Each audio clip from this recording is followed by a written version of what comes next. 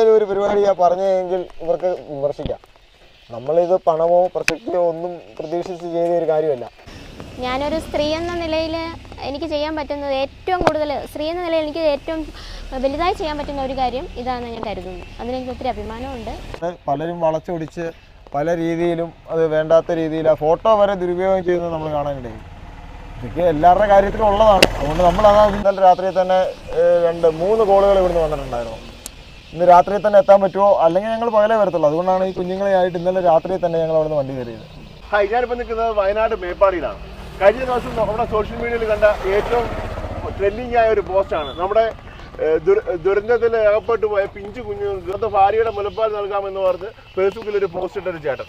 ആ ചേട്ടൻ്റെ പോസ്റ്റിൻ്റെ അടിയിൽ ഒരുപാട് സപ്പോർട്ട് ഉണ്ടായിരുന്നു. ഒരുപാട് പേര് ആ ചേട്ടനെ വിളിച്ച് അഭിനന്ദിച്ചു. ഒരുപാട് പേര് ഇവിടെ വരണമെന്ന് പറഞ്ഞു. അവരുടെ ഹെൽപ്പ് ചോദിച്ചൊക്കെ ഒരുപാട് പേരുണ്ട്. അതിൻ്റെ കമൻറ്റ് ബോക്സിലൊക്കെ